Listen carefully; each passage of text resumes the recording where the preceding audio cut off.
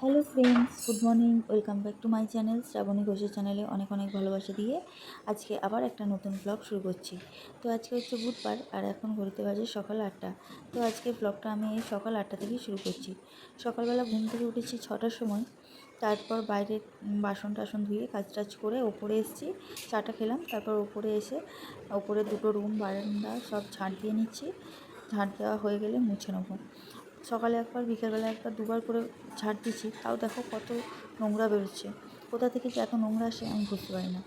ওপরটা ঝাঁট দিয়ে মুছে নিচে যাব, নিচে যেয়ে শাড়িটা কেচে আবার রান্নার কাজে লাগবো। তো আজকে হচ্ছে বুধবার, আজকে সবাই আঁশ তরকারি খাবে, নিরামিষ হবে না। তো দেখো রান্নার জন্য সবজি কাটছি। আলু, গাজর, বেগুন, কুমড়ো সব রকম সবজি দিয়ে পটল একটা তরকারি বানাবো। আর আলুগুলো কেটে নিচ্ছি, আলু দিয়ে বেসনের সঙ্গে ডুবিয়ে তেলে ভেজে ছেঁকে নেবো, তাহলে ওটা দিয়ে দেব মুড়ি খেয়ে কলেজ যাবে।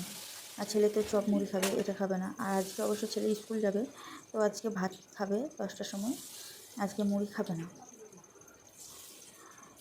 তো তারপর আমি সোনু স্কুল যাবে বলে বইগুলো ওর গুছিয়ে দিচ্ছি। একটা টিউশনির ব্যাগ, একটা স্কুলের ব্যাগ। টিউশনি গেছিলো, তো টিউশনির ব্যাগ থেকে বইগুলো নিয়ে স্কুলের ব্যাগে ভরে দিচ্ছি।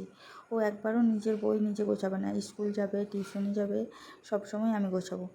যদি কোনো কাজে ব্যস্তও থাকি, বলি ওকে যে তুই বইটা গুছিয়ে নে, বলবে না মা। তো কী করা যাবে, আমাকেই গোছাতে হবে। তো এখন হচ্ছে বিকেলবেলা, আর বিকেলবেলাতে সকালে বাবা বাজার গেছিলো, তো বাজার থেকে কলার মোচা নিয়ে এসছে।